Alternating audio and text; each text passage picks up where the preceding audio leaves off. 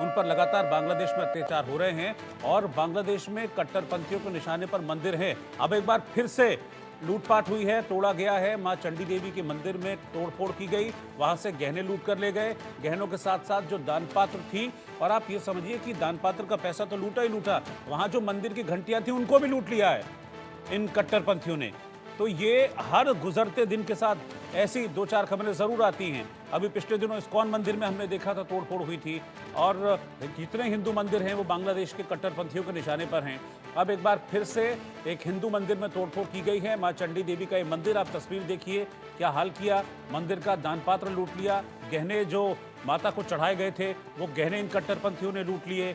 मंदिर की घंटियां तक ये लोग लूट कर ले गए और उसके बाद मंदिर में तोड़फोड़ करके ये जो कट्टरपंथी है ये आराम से चले गए। इन पे कोई एक्शन नहीं हो रहा है। इसी जंगल राज की बात कर रहे थे हम बंसल सर, इसी जंगल राज की कि जो मर्जी आए लूट लो, जो मर्जी आए कर लो, क्योंकि कानून तो है नहीं, रोकने वाला तुमको कोई है नहीं, तुम्हारी कट्टरपंथ की सरकार चल रही है। अब इस चीज से बांग्लादेश समझ नहीं रहा है, तो ये एक तरीके से बार बार चैलेंज कर रहा है भारत को। और दूसरी तरफ देखिए कि अराकान जो आर्मी है, एक छोटा सा उग्रवादी संगठन, उसने क्या हाल कर दिया बांग्लादेश का। नाको चने छपवा दिया है, 360 डिग्री सिर के बल उल्टा लटका दिया है, उससे लड़ नहीं पा रहे हैं और यहाँ भारत को चुनौती दे रहे हैं। हाँ, तो जाकर के जितने ये लोग हैं जो अपनी दादागिरी दिखाते हैं एक माइनॉरिटी के ऊपर में, वहां जाकर उनसे उनको देखते हैं अगर इनकी इतनी शक्ति है तो। और ये तो देखिए, अभी किसी भी माइनॉरिटी के ऊपर में, अब ये बात भारत की और बांग्लादेश की नहीं है, लेकिन ये उनकी जो वहाँ पे उनको ये देखने वाली बात है कि वो लोग जो पार्ट हैं, उनके देश के पार्ट हैं, उन्होंने देश को बनाने में अपना योगदान दिया है। और उनकी वजह से ही कुछ जो लोग हैं इस प्रकार के, उनकी वजह से ही बांग्लादेश की इकोनॉमी टिकी हुई है। इन सब चीज़ों को देखते हुए जो आपका लिए अच्छाई कर रहे हैं, उनके साथ में इतनी बर्बरता का की जा रही है, तो ये तो जो राइट थिंकिंग माइंड के लोग हैं उनको सोचना जरूरी है। जो वहाँ की गवर्नमेंट है, यूनिस गवर्नमेंट है, उसको सोचना बहुत जरूरी है। लेकिन सबसे बड़ी बात तो यह है कि यूनिस गवर्नमेंट अभी तक तो यही कहती रही है कि प्रोपोगेंडा है और कुछ हो ही नहीं रहा है। उन्होंने अभी जो संज्ञान लिया है वो भी बहुत कम लिया है। कहते हैं हमने 88 केसेस रजिस्टर्ड किए हैं, 70 लोगों को जो उन्होंने जेल में डाला है। तो ये तो साबित हो चुका है कि इस तरह की घटनाएं घट हो रही हैं। और जो वहाँ पे हमारे जो स्वामी जी को अरेस्ट किया है इन्होंने, उसको उसको बेल तक नहीं मिली। जो उनकी कार्रवाई करता है, सर बेल पैरवी की आप करता बात कर रहे है हैं, वहां पर मतलब कोई अगर केस लड़ने को तैयार हो रहा है, आपने पहले देखा होगा जो इस्कॉन के हैं उनको जो अरेस्ट किया गया है, उनकी एक तो हियरिंग डेट लगातार आगे बढ़ रही है और उनको वकील तक नहीं मिल रहा है। और जो वकील जिसने केस शुरुआत में लड़ने की बात कही थी, उसको मार मार के अस्पताल पहुंचा दिया। अब हालत ये होगी कि वो वकील वहां पर नहीं मिल रहा है। और एक वकील हैं उनके, आजकल हिंदुस्तान आए हुए हैं, तो उनको धमकी मिल रही है कि यहाँ आकर अगर तुमने कुछ उल्टा सीधा बयान दिया तो बांग्लादेश आकर देखना तुम्हारी क्या हालत करते हैं। ये स्थिति है वहां पर। तो ये देखिए, तभी तो मैं कह रहा हूँ कि अब ये क्यों नीचे जा रहे हैं, क्योंकि इनकी सोच ऐसी है।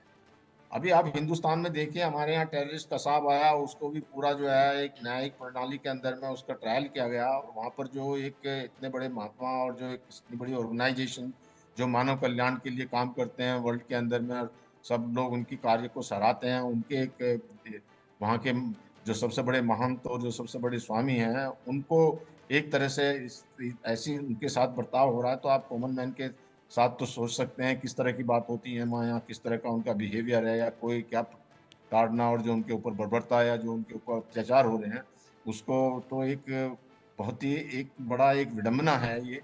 और विडंबना में ये है कि इसको सब संभाल सकते हैं वहाँ के आंतरिक, या वहाँ की गवर्नमेंट ही इसको कर सकती है।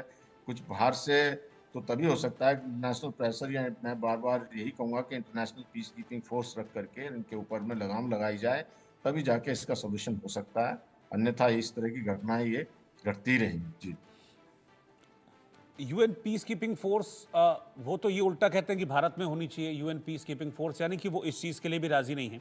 अभी हाल ही में जो 16 तारीख को जो विजय दिवस मनाया गया था, उसमें जो मोहम्मद यूनुस हैं उन्होंने कहा था कि हम चुनाव कराएंगे, लेकिन बहुत देर की तारीख बता रहे हैं। वो कह रहे हैं कि 2025 के आखिर में, 2026 के पहले।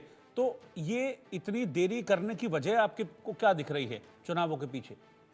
देखिए, मेरे को ये दिख रही है, वैसे चुनाव हो भी जाए तो उससे कोई खास फर्क पड़ेगा नहीं। इन लोगों को उसमें रिलीफ नहीं मिलने वाली, या वहाँ के देश में कोई परिवर्तन ज्यादा नहीं आने वाला। उसका कारण मेन ये है कि ये अभी कट्टरपंथियों के शिकंजे में हैं। और यूनुस भी ये चाहते हैं कि अगर इनका कोई पॉलिटिकल कैरियर तो है नहीं, जिस दिन चुनाव होंगे तो ये आउट, और somebody कोई भी आए, चाहे बांग्लादेश नेशनल पार्टी आए या जमात इस्लामी आए या अवामी लीग आए, तो ये तो आउट। और जब ये आउट हैं तो इनको अभी प्राइम मिनिस्टर का दर्जा वो मिला हुआ है, अपना एक स्टेटस, तो वो सोच रहा है कि भाई हम जो हैं जितने दिन रह जाएं उतने दिन अच्छा है। वो कभी चुनाव आयोग में रिफॉर्म की बात करते हैं, तो इसका मतलब ही बेसिकली यही लगता है कि इसलिए डिले कर रहे हैं जिससे इनको कुर्सी पर कुछ दिन बने रहें। अन्यथा जो है चुनाव जल्दी होने चाहिए। जल्दी होने में जो नेशनल अवामी पार्टी है उसको भी पूरा चांस और अवसर देना चाहिए, तभी वहां पर जो चुनाव की या जो लोकतंत्र की भावना को रखा जा सकता है। लेकिन वहां पर एक सर एक बात मिनट और रोक भी रहा है। हूँ, एक मिनट रोक रहा हूँ, क्योंकि इतनी खबरें वहां से आ रही हैं बांग्लादेश से। सायरन बजाए यानी कि फिर से हिंदुओं के खिलाफ हिंसा हुई है। खबर यह है कि एक बार फिर से हिंदुओं पर अटैक हुआ है और इस बार बांग्लादेश के पंचगढ़ जिले में हिंदुओं पर यह हमला हुआ है। कट्टरपंथियों ने यहां हिंदुओं के घरों में आग लगा दी है। अभी मंदिर तोड़ने की तस्वीर दिखा रहा था, अभी मैं ये दिखा रहा था कि कैसे जमात इस्लामी के जो आतंकी हैं, मैं तो आतंकी कहूँगा इनको, कट्टरपंथी इनके लिए थोड़ा हल्का शब्द है, जमात इस्लामी के आतंकी कैसे धमका रहे थे। अब पंचगढ़ में हिंदुओं के घर में आग लगा दी गई है। तो ये बड़ी खबर, लगातार वहाँ पर जुल्म झेल रहे हैं।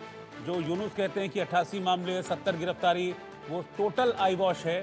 हकीकत ये है कि हर गुजरते मिनट के साथ वहाँ पर कुछ ना कुछ हिंदुओं के साथ हो रहा है। और एक और ब्रेकिंग न्यूज़ है, बड़ी खबर ये है कि एक और नापाक हरकत सामने आई है। यूनुस सरकार के सलाहकार ने विवादित नक्शा दिखाया है, सोशल मीडिया पर भारत के खिलाफ आपत्तिजनक पोस्ट किया है। इस नक्शे में क्या है वो समझिए। इस नक्शे में पश्चिम बंगाल, असम और त्रिपुरा को बांग्लादेश का हिस्सा दिखाया है। शायद महफूज आलम नाम है इस शख्स का, और ये यूनुस का राइट हैंड इसको कहते हैं। ये यूनुस जो है कई कॉन्फ्रेंसेस में भी इसको अपने साथ रखते हैं। बांग्लादेश का हिस्सा पूर्वोत्तर भारत को ये अस्थिर करने की साजिश ये इस मैप के जरिए लग रही है। अच्छा, मज़े की बात क्या है, मज़े की बात यह है कि इसको रखा, इसको सोशल मीडिया पे पोस्ट किया और 2 घंटे के बाद हटा भी लिया।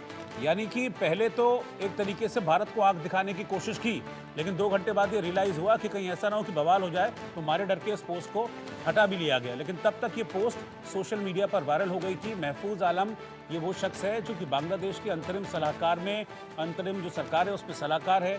इसको मोहम्मद यूनुस का राइट हैंड कहा जाता है। और ये बड़े अपनी कट्टरपंथी जो रेडिकल इस्लामिक स्पीचेस हैं उसके लिए बड़ा ये कुख्यात है, विख्यात तो मैं नहीं कहूँगा इसको, बड़ा कुख्यात है।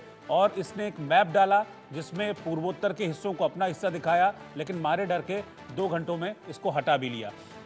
सर इस पर आपका रिएक्शन चाहूँगा। ये इसको डालना और हटाना, मैं इसको ऐसे देख रहा हूँ कि जब डाला तो चीन और पाकिस्तान का इसको लगा होगा हाथ है मेरी पीठ पे, मेरा कोई क्या बिगाड़ लेगा।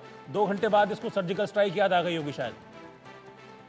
सर्जिकल स्ट्राइक की याद आई होगी, लेकिन इनका कोई महत्व होता नहीं है। पहले कोई भी इस तरह से कह देता है, नेपाल में भी कह देते हैं, हमारा गांव में। लेकिन जो मैं अभी ये समझता हूँ कि इन सब बातों को देखते, जब आपने पूर्वोत्तर की बात की, तो मुझे ये लगता है कि जो 1971 में वार हुआ था, हमारी सेना ने इतनी बड़ी विक्ट्री की थी, तो उस समय क्या करना था कि जो ये एक चिकन नेक्स है या सिलीगुड़ी कॉरिडोर है, इसको चौड़ा कर लेना चाहिए था। और कम से कम हमको इतना हिस्सा, जो एक वहाँ नीलफा मारी जगह है या जो एक ठाकुरगंज है, वो जो उस हिस्से में है, वो अभी जो 22 किलोमीटर की रेट तक, कम से कम 50-60 किलोमीटर इसको उस समय कर लेनी चाहिए थी, ठीक क्योंकि है। हमारा अपर हैंड था। तो ये उस समय एक बहुत अच्छा मौका था जो छोड़ दिया गया। ये तो बात कर रहे हैं नक्शे को दिखाने के लिए, वो जो ग्राउंड पे जो रियलिटी होती है वो ज्यादा इम्पोर्टेंट होती है। तो ग्राउंड रियलिटी में ऐसा कर लेना जरूरी था। और अब अगर कभी मौका मिलता है तो ठीक इस है। तरह की बात कर लेनी चाहिए, जिससे कि हमें चिकन नेक का हमेशा एक खतरा बना रहता है, बांग्लादेश की तरफ से भी। और चाइना भी एक इस तरह की जो कई बार घटना घटाता है, तो ठीक है। पूर्वोत्तर के इस तरह से नक्शे दिखाने से तो ये कुछ हो। एक सरफरे लोगों की अपनी को खुश करने वाली बात है महज, इसका कोई फायदा नहीं है। और अगर कोई ऐसी बात होती है या उनका कोई ऑफिशियल आता है, तो फिर हमारी भारत सरकार है, हमारा विदेश मंत्रालय है, उसके लिए उसको प्रोटेस्ट करेगा और इसका कंडम होगा, नहीं, इसको लेकिन टेकअप इसका किया सीधा जाएगा। सीधा मतलब तो सर यही निकलता है ना। एक जो सलाहकार है नजरुल, आसिफ नजरुल, वो ये कहता है कि भारत तो सहयोगी था बांग्लादेश के आज़ादी में, मतलब योगदान को कहते हैं ना साइड कर दिया। अब ये दूसरा जो सलाहकार है मोहम्मद महफूज आलम, वो ये नक्शा दिखाता है। यानी कि बीच में तो मोहम्मद यूनुस ही है ना, तो पता तो सब कुछ है उनको, सब कुछ हो तो मोहम्मद यूनुस के इशारे पे रहा है। देखिए मोहम्मद जसूस के इशारे पे हो रहा है, लेकिन वो ये नहीं समझ पा रहे हैं उनको कितना डैमेज हो जाएगा इससे। हाँ। अभी आप देखिए इस तरह की कुछ घटनाएं पहले एक बार मालदीव में हुई थी, उन्होंने रियलाइज किया और कंडम किया और अपने जो उनके मिनिस्टर थे उनको सैक कर दिया गया था, जब इस तरह की कोई जो अटपटी या अनर्गल तरह के एक्शन ये लेते हैं या बात करते हैं।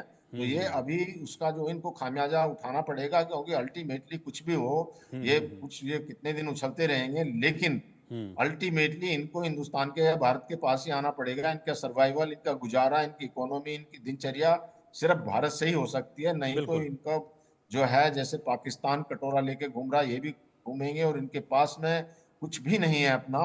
और 80% जो इलेक्ट्रिसिटी वो भारत से जाती है, बहुत सारा सामान भारत से जाता है, इनकी इकोनॉमी खस्ता हालात में है। और ये जो है सिर्फ भारत ही, इनको इनको ये समझ आना चाहिए कि भारत एक जो सहयोगी देश है, या जो इनका सुरक्षा, इनका जो जीवन को ठीक कर सके, उनके लोग अस्पताल में ट्रीटमेंट कराने भारत में आते हैं। हालांकि कुछ डॉक्टर्स ने उसको मना कर दिया गया है कि कलकत्ता में जब से इन लोगों के ऊपर अटैक हो रहा है, कलकत्ता और त्रिपुरा में, वहाँ बहुत डॉक्टर्स ने इसको एंटरटेन करने से मना कर दिया है। तो ये अपने ही पैर में खुद कुल्हाड़ी मार रहे हैं, जिसकी इनको समझ नहीं है, और अपने जो लोगों को और अपने देश को नीचे गड्ढे में ले जा रहे हैं। जी। ठीक है, बहुत बहुत शुक्रिया जनरल बंसल साथ में जुड़ने के लिए और उन तमाम जो मेरे सवाल थे उनका इतना डिटेल में जवाब देने के लिए। फिलहाल एक ब्रेक के लिए यहाँ पर रुक रहे हैं। ब्रेक के बाद हम आपको कुछ और खबरें दिखाएंगे।